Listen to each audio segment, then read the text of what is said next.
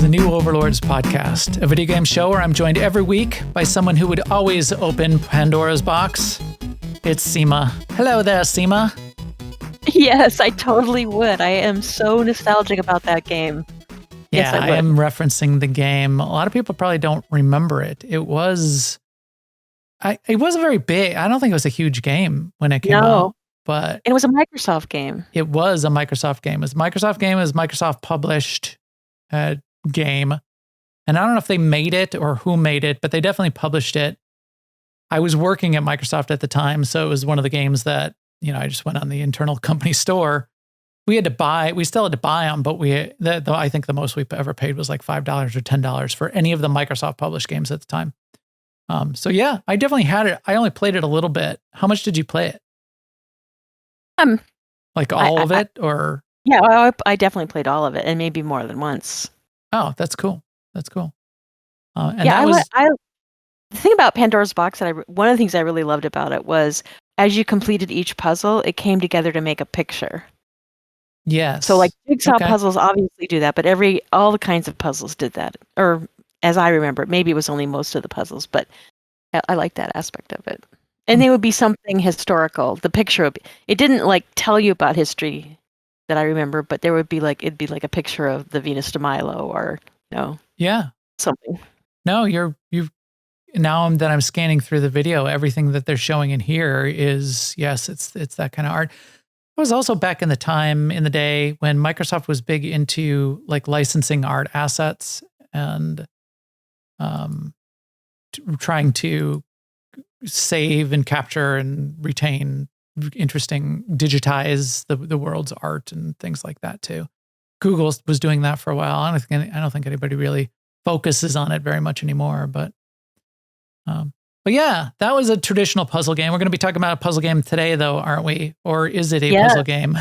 We're debating the definitions I'm of not it. saying no, I'm not saying they're not puzzle games. I'm just saying the word puzzle refers to such a broad spectrum Yeah. of things that just saying it's puzzle doesn't mean I will necessarily like it. Right. It definitely has puzzles in it. We're talking about blueprints, so we'll talk about that. It has traditional puzzles in it, and then it has like the meta part of the game, which is puzzle-y, but it's not traditional puzzles like Pandora's Box, which was a series of just straight up puzzles, which was the magic of it.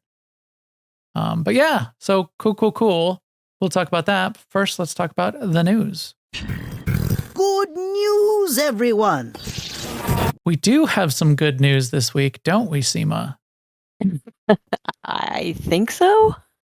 Well, do you want to kick off with this first one, and then I'll add my thoughts? We didn't really divide these up beforehand, but this kind of was. We knew this was coming, but it was still a surprise. Kind of coming, but yeah, are you talking about Elder Scrolls Oblivion? Mm-hmm. Yeah. The remastered came out this week, and wow, people are loving it. Yeah, I'm happy for them. it's The blowing people up. and for Bethesda, just for both of them. We had hints that it was coming, but only recently. It was like in the last couple of weeks, the hints got strong enough that everybody was like, "Oh, so this is actually a thing that they're doing. This is. I wonder when we're going to see it." And then this week, sort of as a surprise, it's like, bang, it's here. Go to town. And Game Pass day one. And here it's all over the place. It's on PlayStation, PC, Xbox, Game Pass, not on the Switch. I really love it when the internet likes something. Yeah. And early feedback, early reviews. So one of our favorite YouTubers for this kind of stuff is Force Gaming. I didn't watch the video, and did you even watch the video? We're just looking at the chapter titles. I just read the chapter titles, and it seems like he really likes it. He does long videos also, and I just saw it right before we started, so I didn't get a chance. But it looks beautiful, and I love that people, and it's also nostalgic for people. So there's a bunch of stories about people who used to play it in their bedroom at night with their brother or whatever, and yeah, a lot of good who stuff never got like a chance to finish it. Now they can, and people who kind of love ESO, but found that it wasn't the same as Oblivion, and now they can play this. It's all good stories. I love it. There is a deluxe edition. So all the base edition contains all of the DLC. The deluxe edition does contain the horse armor, which was the big controversial thing that kicked off the eternal meme that kicked off why microtransactions are horrible. But yeah, I'm excited. I am going to jump into it this weekend. It wasn't going to be the new game that I played this weekend. We'll mention that. That's out. And then 2. So I've got 3 games that I was going to, that I have to choose from, or try to play a little bit of all of them. But I think I'll play mostly Oblivion. And then we'll talk about the other 2 of what's coming. So tomorrow is Clair Obscur. But yeah, I'm excited in the same way that you are, Sema. I'm excited that everyone else is so excited, and that everyone already is saying, man, it looks really good, and it looks like they did a really, really good job. Here's the IGN article. Oblivion designer says Bethesda's remaster is so impressive it could be called Oblivion 2.0. I mean, obviously that's the Oblivion designer, but they did the Oblivion designer and Bethesda isn't the ones who remastered it. They had a third party that came in and did it for them, but they said it's just amazing. They did a great job.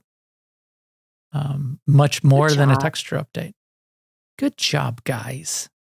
So we will be in it this weekend. Everybody get in the New Overlords Discord. Tell me if I should be playing this or I should be playing Clair Obscur, because that's another one that's coming soon. So let's just talk about that for a second, because while we're on it, because that's getting now early reviews that are Do I get a vote? Game Rant 10 out of 10. So Max, what? do I get a vote? Yes. I vote Clair Obscur. You vote that I should play Clair Obscur rather than Oblivion? Yeah. Why? Didn't I explain to you why this isn't my kind of game in the pre-show? But maybe I'm wrong. Is that why? Are you saying? No, because it's new and they're trying something new. Whereas I feel like Oblivion is kind of a known quantity, at least not by me, but lots of people. True. You got a point there. So that is interesting. We know what we're getting. They're trying a new time era. Like there aren't a lot of games in the Europe 1800s, and no, the graphics in the 1800s were not very good. So you got me there. Yeah, it does look amazing. It's just the kind of the description of the gameplay turned me off. Just not that I would think it's a bad game in any way. It's just not the kind of game that I typically get into. Yeah. And even just like watching the videos of the gameplay.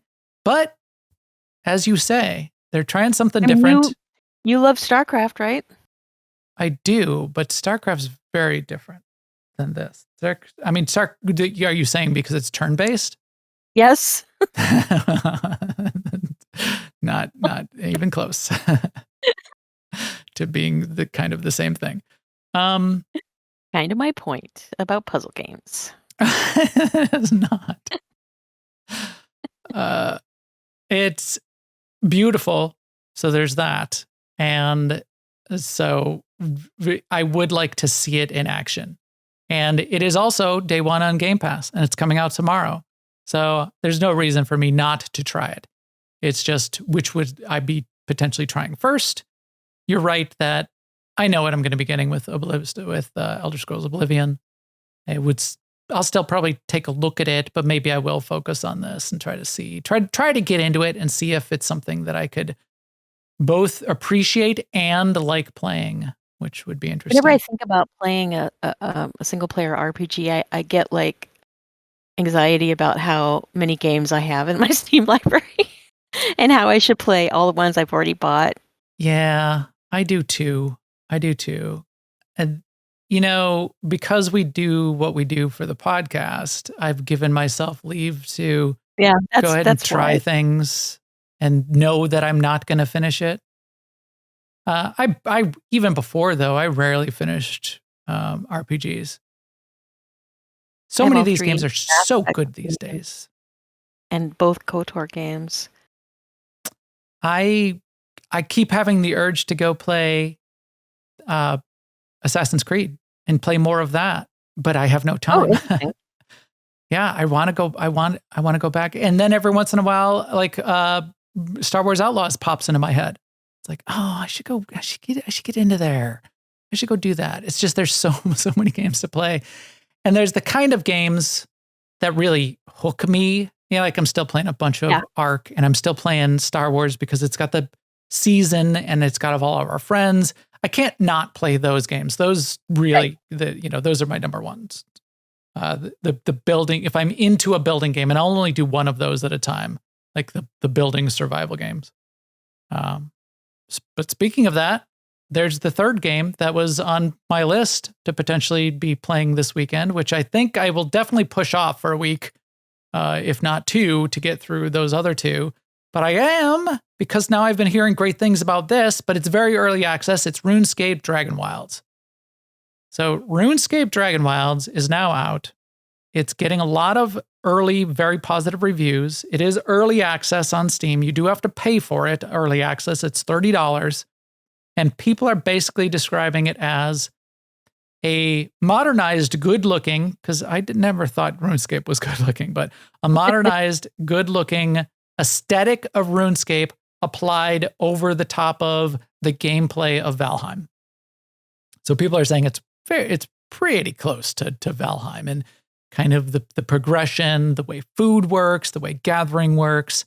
There's more NPCs, there's more story that's a little tighter. Why do they pick out Valheim when they say that instead of saying like survival games? Is it something about it that's more Valheim-y than other? I think so. Like the way food and drink works in Valheim is relatively specific. The way harvesting, cutting down trees works in Valheim is kind of specific. You cut down the tree, then it lays on the ground. Then you chop it up on the ground and it breaks up into logs. And it's exactly the way it works in here. So there's just so many things I think that people are seeing that are like, oh, that's what they do in Valheim. Oh, that's also what they do in Valheim. A couple people have also said it. I've heard secondhand, still a little bit like Enshrouded as well. So there's that. The combat, I think people are saying, feels Valheim-y as well. You can only play with up to 4 players, and it's made for 1 to 4 so far, at least. It seems like it's got a little bit more magic in it than Valheim definitely does, especially in the early game. In the later stages of the late game in Valheim, they brought in magic, but it's kind of really difficult to get to. Valheim is also really punishing by each time you get to those phases. I'm wondering how this will feel. But more NPCs, more core story. You're trying to fight the Queen Dragon. They sort of like say that up front. Whereas there are bosses to fight in Valheim, but not really a story. It's just like you're just trying to survive, and fighting the bosses just progresses you.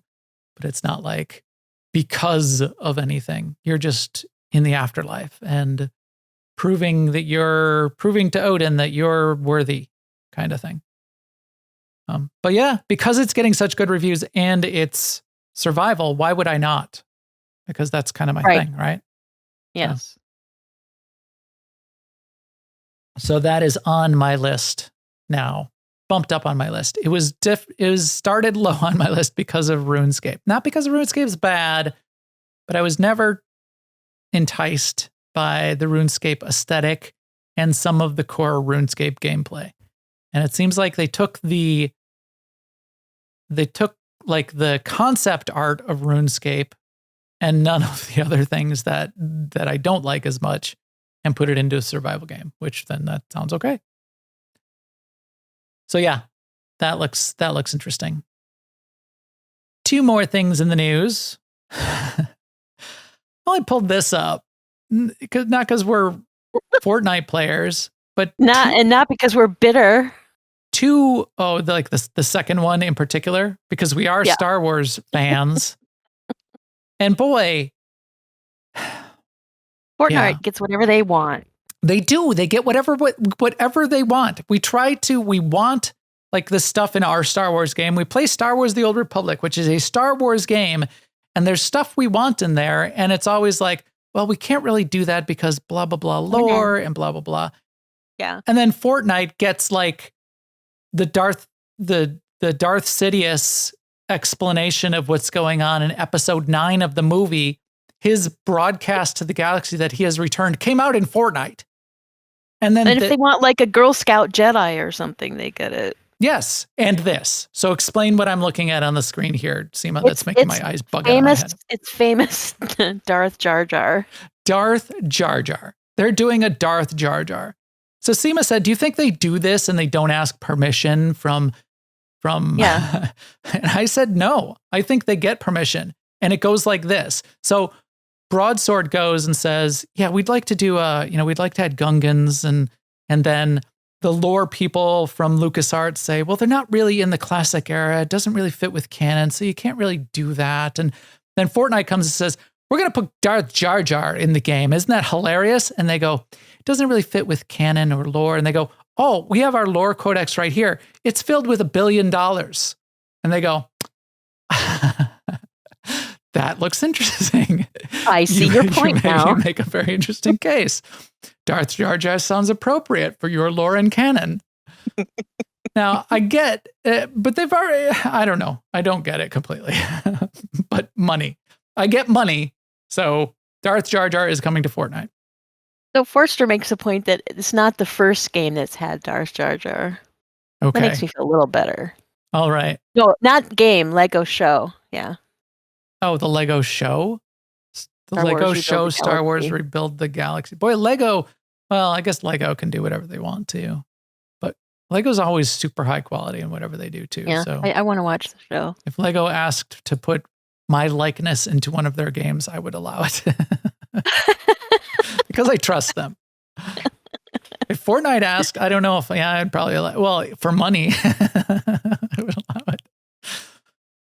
And then the other, because two things caught my eye about Fortnite, I put them both in. I put Fortnite in the news to talk about. Again, not because we're not Fortnite players, but I did like the Fortnite survival game. I played that for a little while. And this is another part of the Fortnite ecosystem, another part of the Fortnite playbook, which is not the Fortnite game. This is Fortnite Festival. So Fortnite Festival is kind of like a Guitar Hero or Rock Band, but in Fortnite, like in the Fortnite, off of the Fortnite launcher with the Fortnite sort of like aesthetic. You're not actually playing Fortnite, just like when you play Lego Fortnite, the survival game, you're not actually playing Fortnite. You start the Fortnite launcher, and instead of going into Fortnite, the Battle Royale, you go into the Lego game. You can also go into Fortnite Festival. Well, we expected this was coming, and in fact, I've got behind me. I kept around. There's my guitar, my Guitar Hero guitar. We said, wouldn't it be cool? And we expect, because this kind of game is coming back, what if somebody started making more of these kinds of controllers again? And they are, of course. And there's a really good one that got reviewed for Fortnite Festival, which does look pretty cool to me. So I'm just interested, not that I'm going to buy this controller, but I played a lot of Rock Band and Guitar Hero, especially with my kids back in the day. It was a Microsoft thing, and I was able to get all the Microsoft stuff, but it was also really fun. And Rock Band was fun with a group. So that's cool. I would like to see somebody having fun with this. So that's interesting. Fortnite. I should return to looking at the Fortnite portfolio of games, because they do a really good job. And the more and more I use Unreal Engine, the more I'm also watching the Epic, like the GDC Game Developer Conference keynote addresses and developer sessions by the Epic producers on how Unreal Engine works behind the scenes and best practices and things like that, and why they're doing it the way they're doing it because of what they do in Fortnite. I have more and more respect every time I watch one of those for what's going on behind the scenes with Fortnite. They do some really amazing technical things to make that all work, which I appreciate because it's also making game development better for everybody, which is cool. So good job, Epic. I'm certainly not a Fortnite hater. I don't play it often, but I do appreciate what they're doing there. Yeah, and other companies are going to have other guitar controllers for this too. Still expensive, but some of them are not as expensive. Yeah, so this is a PS5 one, doesn't it? Isn't it? I noticed the PlayStation button on it. Right. Is there an Xbox one? Is PDP Riffmaster making an Xbox version? I don't know. I would bet that somebody will, though. The RKD, I don't know who that is making one that they're calling their Gibson Les Paul guitar controller. But you can only pre-order it now. This one is based off the Fender Stratocaster. Gibson, Fender, good models. Last bit in the news. I was fascinated by this. I'm still fascinated by it. Again, it's not the kind of gameplay I tend to get into, but it looks really good and actiony. I just wish it wasn't first person only. Also, it's Doom Dark Ages. They put out another trailer. I don't know. Did you even watch the trailer, Sema? It is a little. The second half of the trailer gets into the violent stuff again, where you're just exploding demons with chainsaws, as it needs to be done. I mean, you can't just let those demons take over. Somebody's got to do it. You do have a point. Do I? Yeah, wait. Let me go back to there we go. Intense violence, blood, and gore, mature 17 plus. That's the ESRB logo that comes up on the main screen, big and filling up 60% of the screen. Okay, clear. You made your point. We get it. This trailer, though, goes into a little bit of story, and they kind of present what's going on. There's a little bit of a sci-fi aspect. They call it the creators or whatever. So there's like the medieval people on the ground talking about the creators making this weapon, and the weapon is the Slayer. And the Slayer was like unleashed out of control. So they put this control unit on its chest, which you're the Slayer.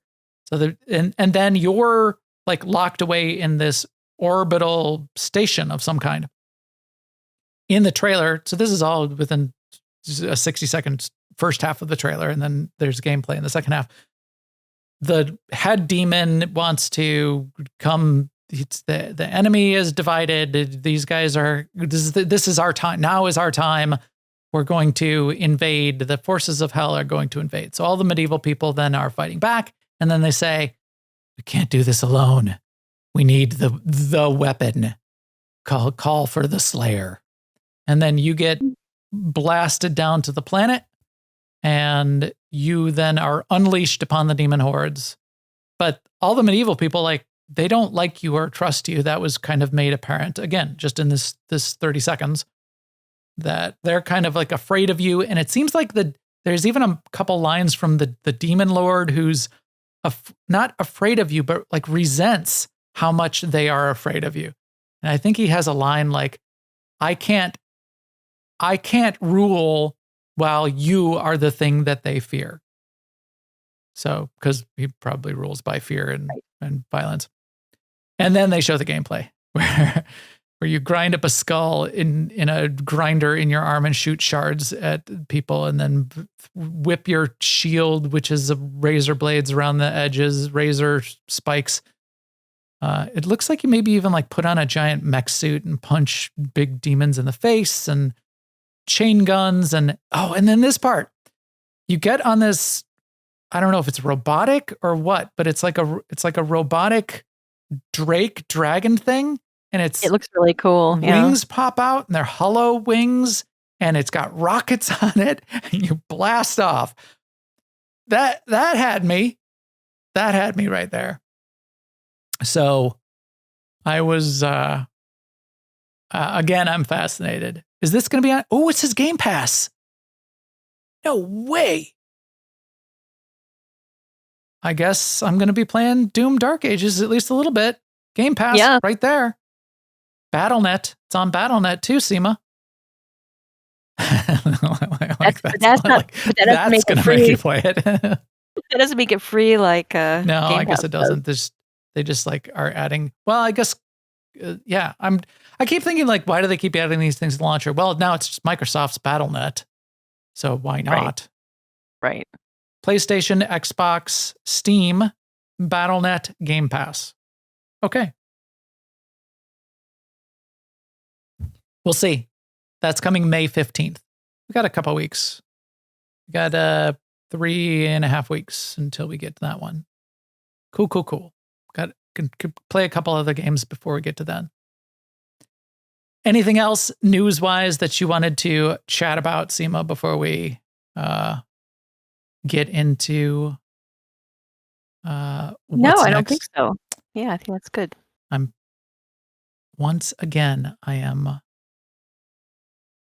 confounded. I forget every time because I'm doing it while we talk. How do I ban? Okay. Oh, there. Did it? Like Eflux said, pro streamer confirmed.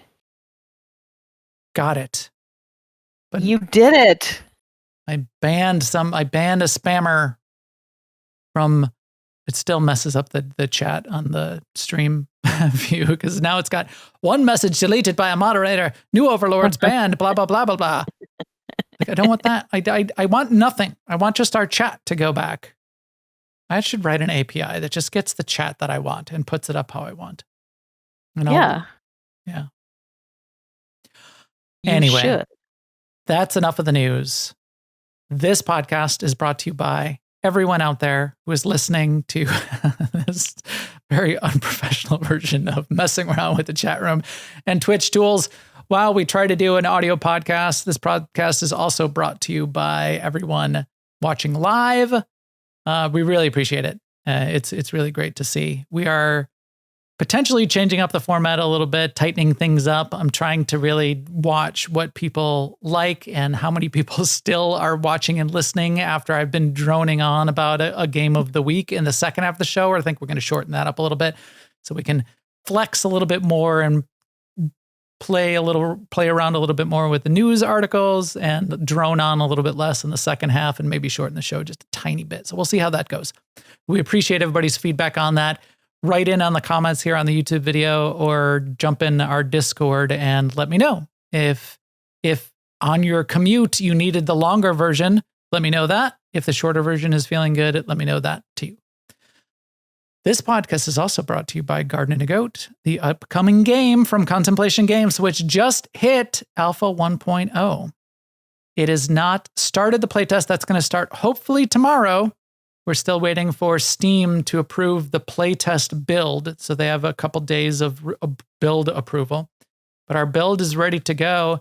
And tester number 1 may be playing through tomorrow morning. That's not on the dev team. Who's tester number 1, Sema?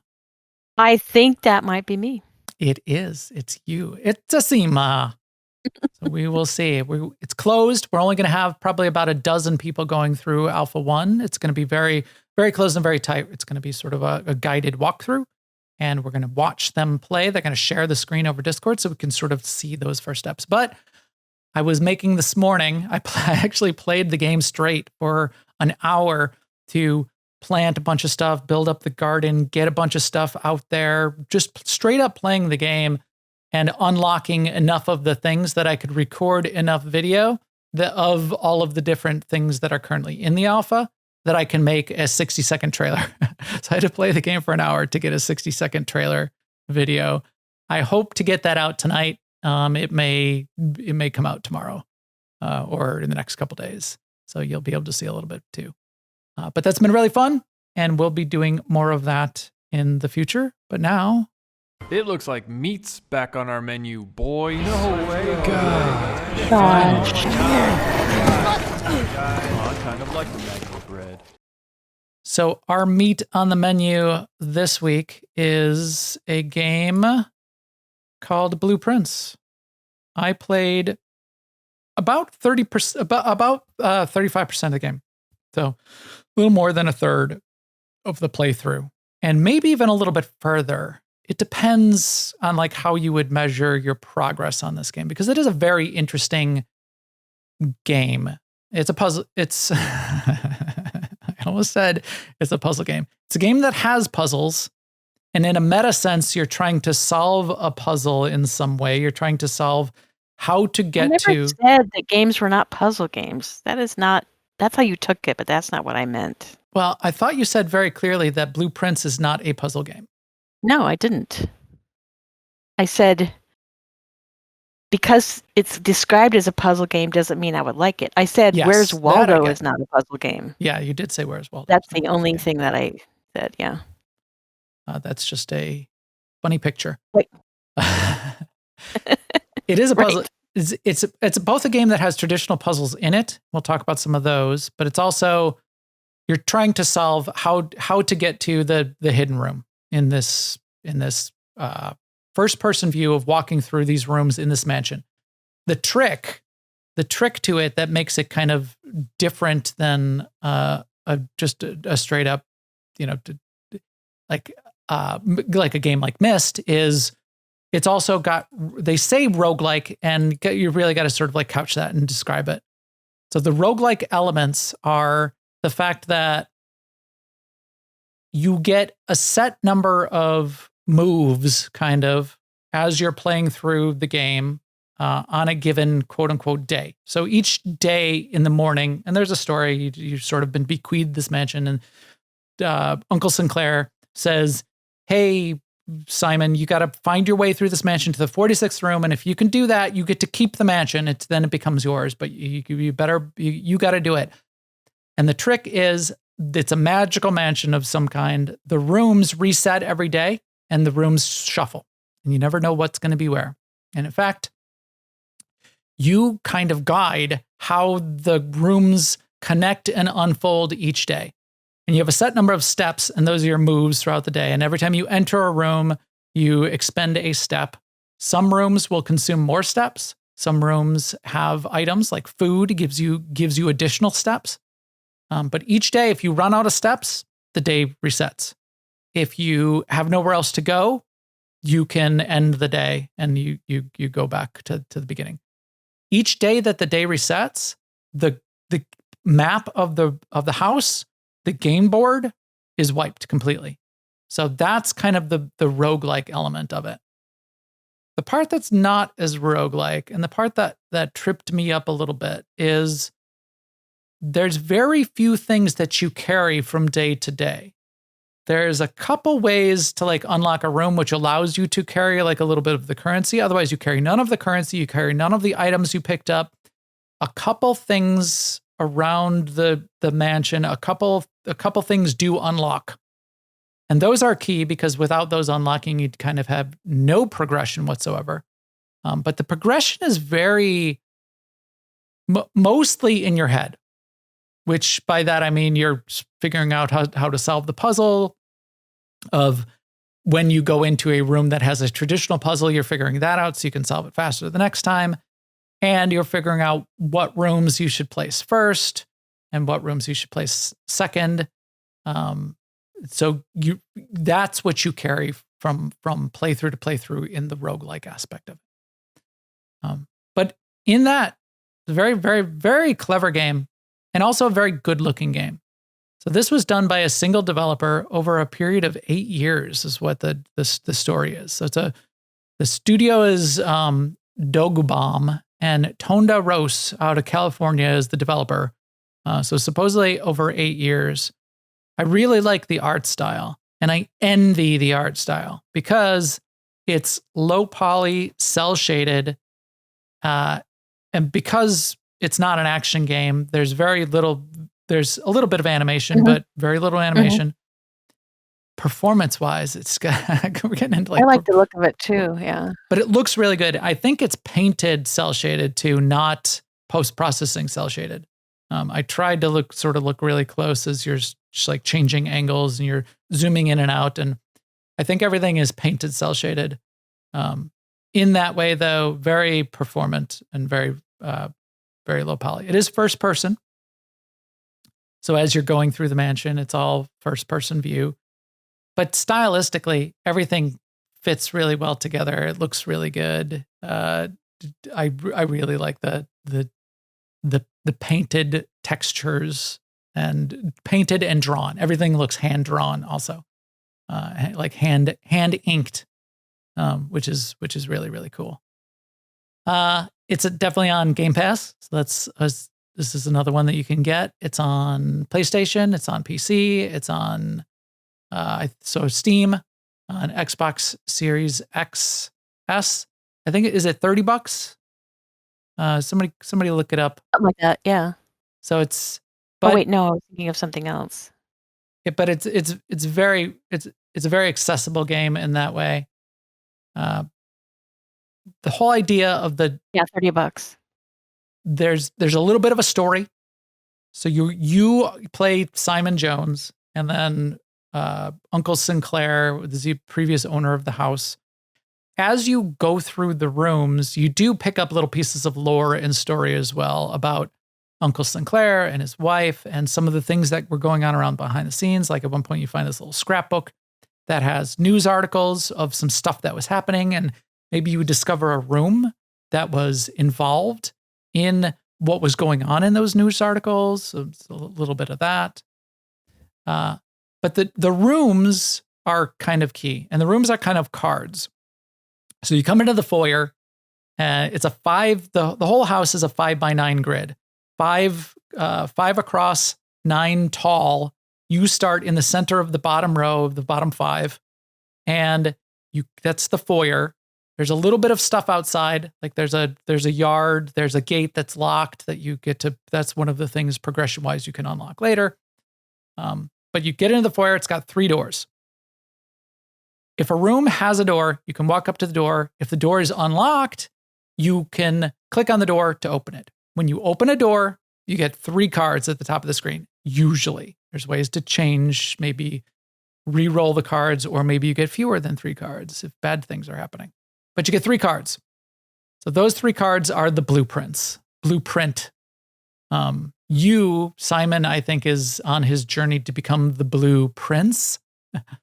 But those are it's a blueprint for a room. So here, let's pause it there. Show that like the blueprint. So you pick a card, and of the 3, and then that room then appears as the blueprint that you are placing in that next tile of whatever that space is connected to that room. So if you go to the door directly across the hall as you walk into the entrance, you're going to the middle space of row 2, basically. In the middle space of row 9 is something called the antechamber. And it's relatively obvious. You're sort of encouraged to try to get there. That's an obvious objective. You're trying to get there because you're trying to discover the hidden room 46 or whatever it is.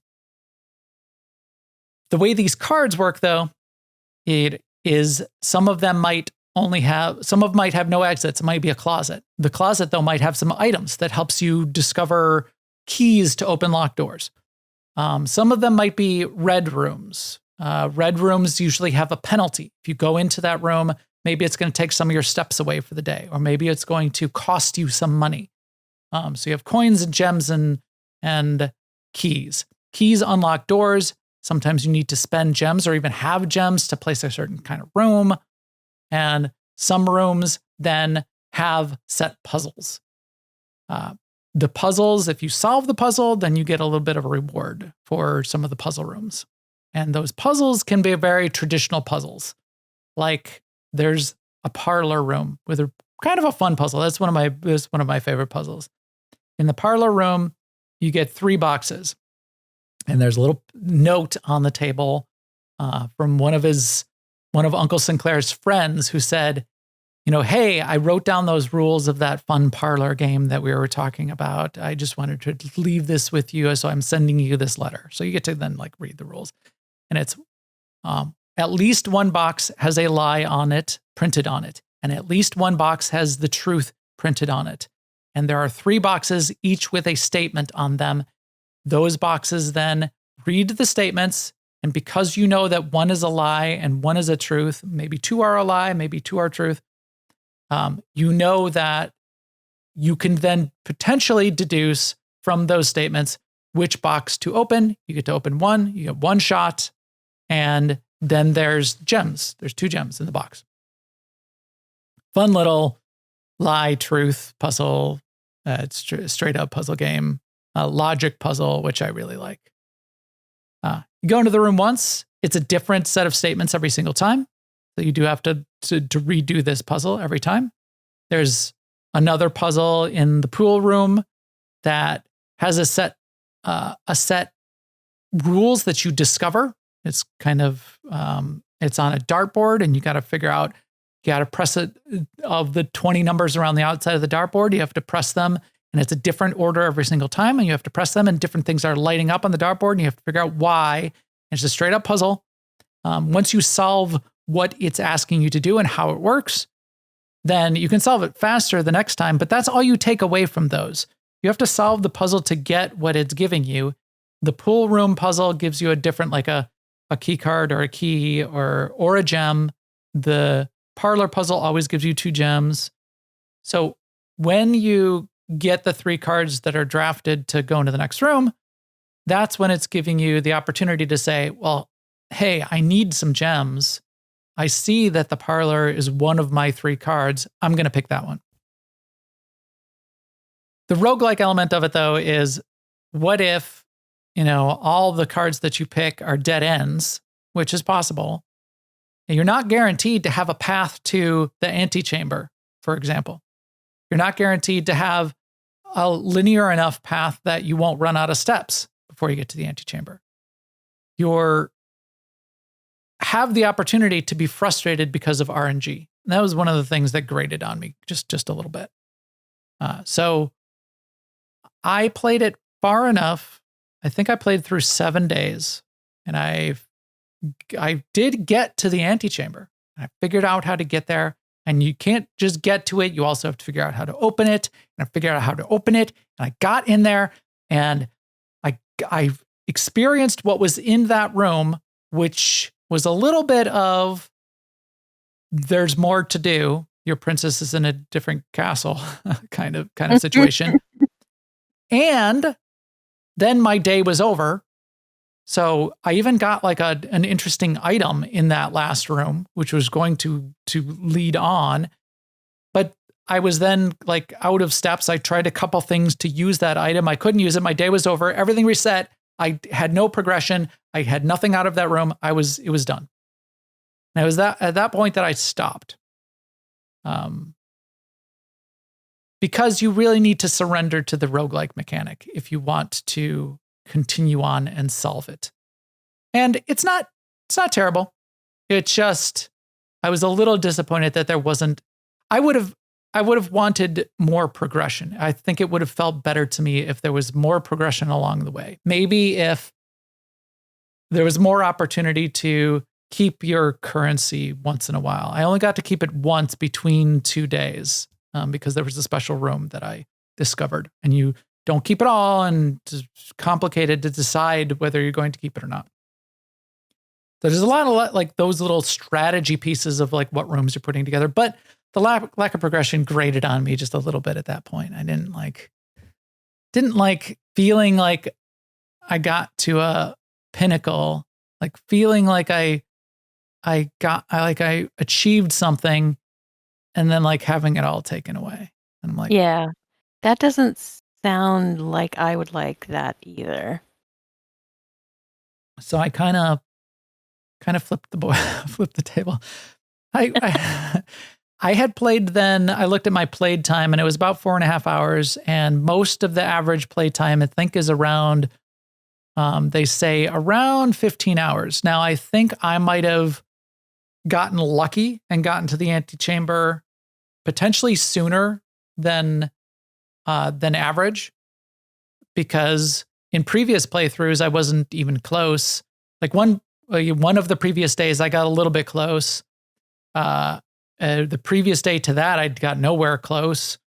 But then on that 7th day, suddenly enough things lined up that I was able to the dining room, which gave me extra food and gave me 20 extra steps. But it was actually because of what was being served that day. And another room I had randomly placed, it gave me 30 extra steps. And so it's like all these things came together to get me into that room. And I was also thinking, well, crap. I'm going to go to tomorrow, and those things aren't going to line up. I expended a bit of strategy on that previous day, which I will not get the next day, which will not allow me to open up the antechamber in the way that I did the previous day. I'm going to have to go through a few more days of failing before I'll even catch up to where I just was. And then what happens if I'm out of steps again? So that frustrated me a tiny bit. But it sounds frustrating. Which is, is that bad? Should there be friction? Right. That is what every game looks for, right? Is the right yes, that right point between friction and ease.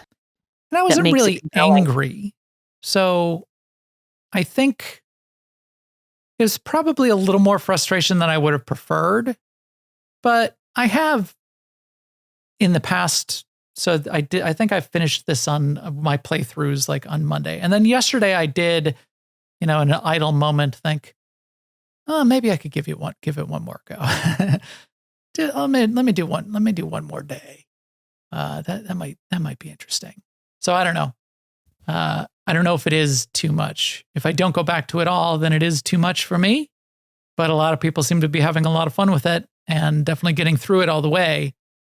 There's a little bit of story to uncover as well, but there's also just the satisfaction of completing the puzzle that I think is valid. And especially if you like this kind of discovery, Myst-like puzzle game with the actual puzzles built into it, you're going to like this game. Definitely. So I don't know. What else? What other thoughts do you have on it, Sema? Just of what you've seen. Art. I like the art, but I think I would find the game itself just not for me. The roguelike aspect of it in particular? Yeah. Yeah. Right. And also, without trying them, I don't know if I would like the logic puzzles or not. Like, did you fail any of the logic puzzles or mistry or whatever? I failed the parlor one once. So I did it probably about 4 or 5 times. I failed it once, and then I said to myself, because I found myself misunderstanding the rules. Yeah. By like the 3rd try, I did it and I got it. I opened the box and there was no gems in it. So I got it wrong. And I was like, oh, wait, I kind of misunderstood what they said there in the rules. So then I didn't fail it. The dartboard one, it resets immediately. It's not just one try. You can just keep poking at the dartboard as many times as you want. So that one I didn't, I failed it once, but then I figured out what was going on. I figured out the rules of it, and I could solve it every time. And if I did something wrong in the middle of the puzzle, you just start back at the beginning anyway. So no problem. There's a couple mysteries, like you could get to this terminal and it's got a password on it. And I thought I had picked up enough clues to figure out the password, and I didn't.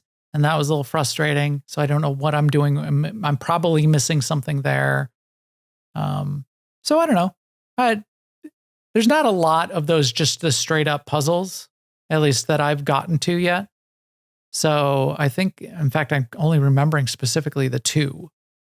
There's one that's kind of like the pipes and levers kind of puzzle.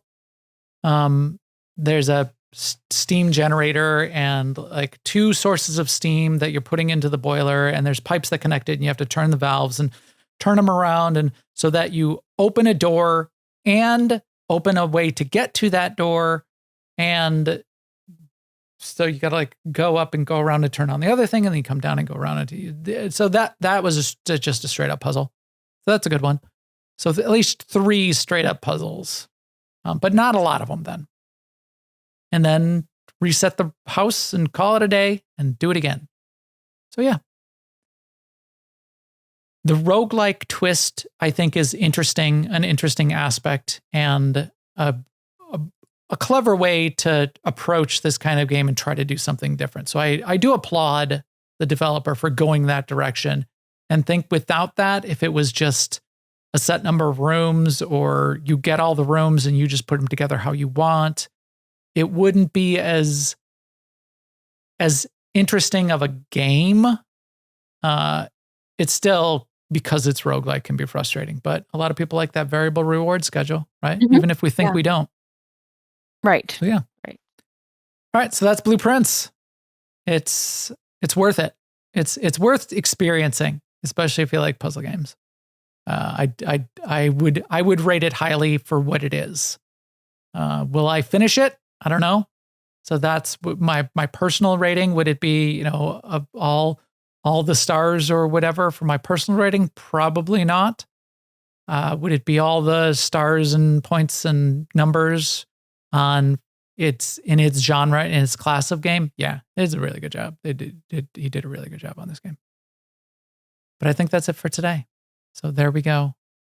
All the feed and subscribe links for this show are on newoverlords.com, and our videos up on new YouTube/newoverlords. Please come chat with us in our Discord at newoverlords.com/Discord. And you can also follow on all the social networks, and we will keep you up to date there too. And with that, we'll talk to you soon. Later, everyone.